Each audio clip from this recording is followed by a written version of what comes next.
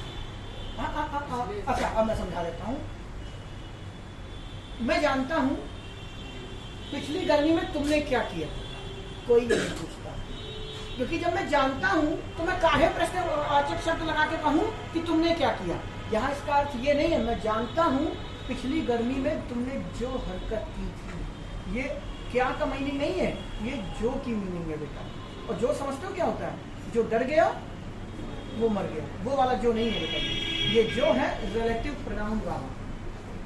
मुझे पता है तुम कहाँ जाते हो, मम्मी अक्सर ये बोलती है ना, वो गलत बोलती है। मुझे पता है जहां तुम जाते हो। वो लड़की खुद घर आके बता गई थी, पिताजी आन दो मैं बता रहे हैं। तो मुझे पता है कहाँ तुम जाते हो नहीं, I know where are you going. Paper में ऐसा सेंटेंस लिखा है, काट के आना। ये इतना जो मैंने समझाया है टेंस में इसी दिन के लिए। I know where are you going, मुझे पता है तुम कहाँ जा रहे हो। घंटा, मुझे पता है जहां तुम जा रहे हो। ये वेयर कहाँ का मीनिंग नहीं दे रहा, ये जहां का मीनिंग देता है। भाड़ में गया मीनिंग इतना तो पता है, क्वेश्चन वर्ड है, WH फैमिली का शब्द है। और अगर ये सेंटेंस के बीच में आ गया तो ये प्रश्न नहीं पूछ सकता, ध्यान रखिएगा, ये प्रश्न नहीं पूछ सकता। और अगर ये प्रश्न नहीं पूछ सकता तो ये इन्वर्जन नहीं ले सकता। और अगर इन्वर्जन नहीं ले सकता तो दुनिया की कोई ताकत हेल्पिंग वर्ब को सब्जेक्ट के आगे नहीं ला सकती। सही सेंटेंस हो जाएगा, I know where you are going. और ये बात ध्यान रखिएगा, जब नरेशन पढ़ेंगे ना, तो जो आपको बचपन में रटवाया गया है कि अगर सेंटेंस में नरेशन बना रहे हैं और सेंटेंस की शुरुआत प्रश्नवाचक शब्द से हुई है तो उसमें कंजंक्शन इफ नहीं लगाते। वो इसी वजह से नहीं लगाते क्योंकि व्हाट प्रश्न नहीं पूछ रहा, व्हाट क्या बन बैठा, कंजंक्शन खुद बन गया। अब कंजंक्शन क्या बना, घबराना नहीं, जब कंजंक्शन पढ़ोगे तो पोस्टमार्टम करेंगे, अभी मत जाओ उस तक। HB क्या, एक तो यार देखो, हमसे ये सब चीजें मत करा। PD, सब PD लेने जा रहे हैं, जूता लेने मार ले अपने मुंह पे। पेन ड्राइव है कि प्रतियोगिता दर्पण है, पता नहीं चल रहा। ओके लिखते हो तो के लिखते हो, अरे ओ लिख लेके कितना समय बचा लोगे। HB helping verb, HB sorry, खुल के बोलो बेटा, ये शॉर्टकट नहीं जीवन नाश कर दिया। हाँ चलो,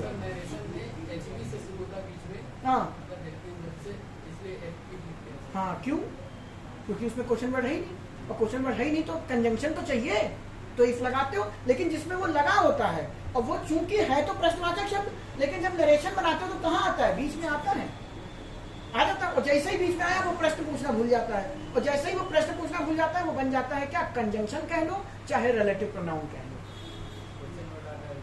तो वो आपको लगता है कि ये प्रश्न पूछ रहा, लेकिन उसकी औकात नहीं होती है प्रश्न पूछने की जब वो बीच में आ जाएगा।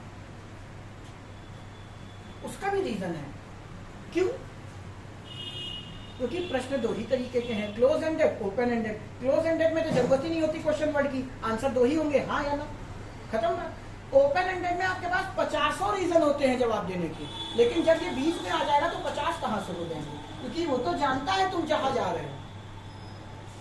जब मम्मी पूछती कहाँ जा रहे हो, 1500 आंसर दे सकते हो बहाने बना के, वेयर आर यू गोइंग। लेकिन मम्मी जानती है, माई मदर नोज कि मैं कहाँ जा रहा हूँ, तो बोलते गलत हो। मम्मी जानती है कि मैं कहाँ जा रहा हूँ, मम्मी जानती है जहां मैं जा रहा हूँ। मुझे पता है तुम कौन हो, हाँ मुझे पता है जो तुम हो। आगे मैं बोलना चाह रहा था, मेरे अंदर ले दिया, रहने दो। तो वहां पे हु का मतलब दोस्त कौन नहीं है, जो है। और ये जो क्या है, ये रिलेटिव प्रोनाउन में जब हम चले यहाँ पे ना, मैं पढ़ा चुका हूँ उसको, जब दोबारा आएंगे तब डिस्कस करेंगे, अदरवाइज कंजंक्शन में पूरा डिटेल में चढ़ेंगे। अभी आप जब कंजंक्शन पढ़ाऊंगा तो मैं फिर वहां बोलूंगा ये आपके कौन से है, सबऑर्डिनेटिव कंजंक्शन। इस सेंटेंस में अगर मैं पूछ लूं आई नो हु इज, तो हु आपका सबऑर्डिनेटिव कंजंक्शन है। तो जब मैं आपको कंजंक्शन पढ़ाऊंगा सबऑर्डिनेटिव और कोऑर्डिनेटिव, तो वहां फिर बताऊंगा। आप उस दिन मेरी इस क्लास से उसको लिंक कर लीजिएगा, बस आपकी इंग्लिश सुधर गई। लेकिन तब आप ये पूरी तरीके से ब्लैकआउट हो चुके होंगे, भूल गए ये क्या था, याद ही नहीं होगा उस दिन। जब कंजंक्शन पढ़ेंगे ये आपके सबऑर्डिनेटिव कंजंक्शन है, दोनों के दोनों, ये भी आपका सबऑर्डिनेटिव कंजंक्शन है। लेकिन उस दिन आपको बात याद तो रहे, आपको याद ही नहीं होगी, फिर कोई क्या करेगा। खैर छोड़िए, समझ में आया इन्वर्जन क्या है? इंटेरोगेटिव सेंटेंस दो तरीके के क्यों बनते हैं, एक है आपका क्लोज एंडेड, एक है आपका ओपन एंडेड। लेकिन जो मेजर पॉइंट था, अगर कोई भी WH फैमिली का वर्ड सेंटेंस के बीच में है तो वो कभी प्रश्न नहीं पूछ सकता, और अगर वो प्रश्न नहीं पूछ सकता तो वो इन्वर्जन नहीं ले सकता, और अगर इन्वर्जन नहीं ले सकता तो उसके बाद में तुरंत सब्जेक्ट आएगा, हेल्पिंग वर्ब नहीं। ये जो आर है ये बाहर कब निकलता है? जब इन्वर्जन लगना हो। इन्वर्जन कब लगता है? जब जोर देना हो। और जोर कब देना है? जब उससे आप प्रश्न पूछेंगे। और भी कई तरीके हैं जोर देने के, वो बाद में एडवर्ब में पढ़ाऊंगा। अभी के लिए इंटेरोगेटिव सेंटेंस में हम अपनी बात पे जोर देते हैं। भाई प्रश्न पूछोगे तो जोर तो दो ही हो गया, बार बार रिपीट नहीं करने वाला हूँ बात को। एक बार में बताओ बात समझ में आई, हाँ या ना? अरे तुम सो चुकी हो बीच में, मैंने बीच में बोला इसलिए नहीं, हमने कहा क्या किसी की नींद खराब करें, कल की अपनी भी आ रही होगी तो ये बहुत बड़ा पाप है। कोई सो रहा है तो सोने दो उसको, कोई बात नहीं, ऐसे थोड़े ही। कितने घंटे सोए हो आप?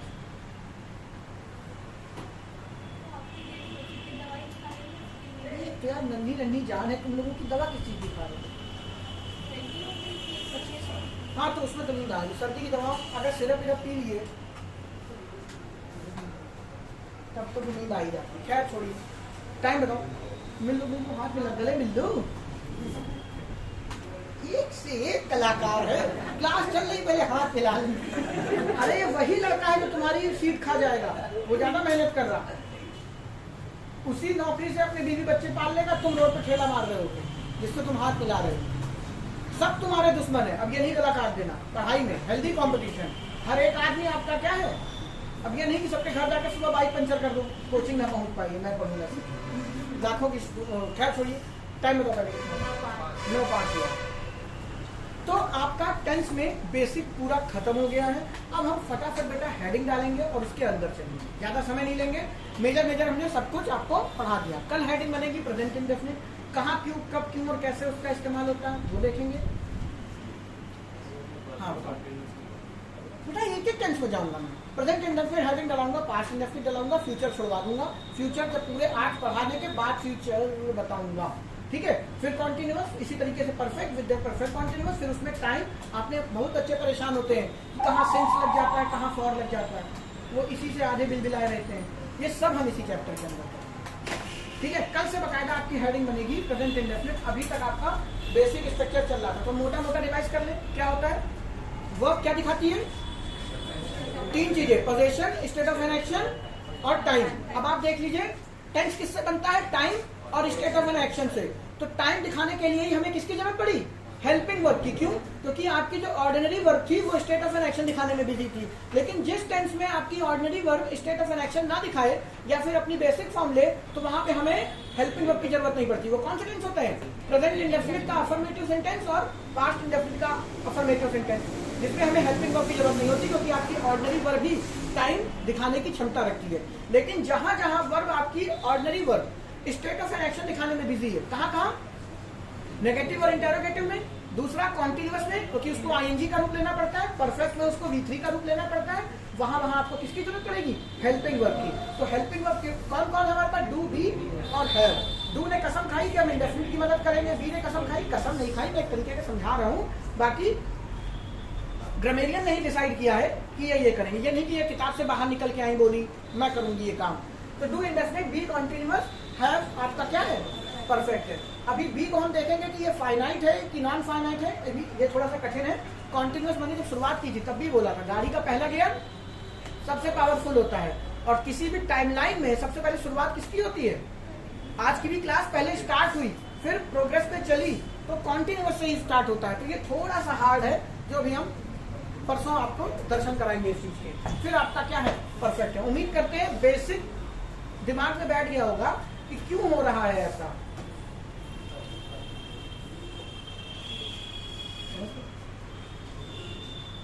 मिलते हैं कल। कल शायद आपकी क्लास ना हो, 99% नहीं होगी। मुझे हॉस्पिटल पहुंचना है बच्चे 8 बजे के आसपास, तो सोच रहा हूँ मैथ की क्लास कर दूँ, वहां बंद कर दूँ।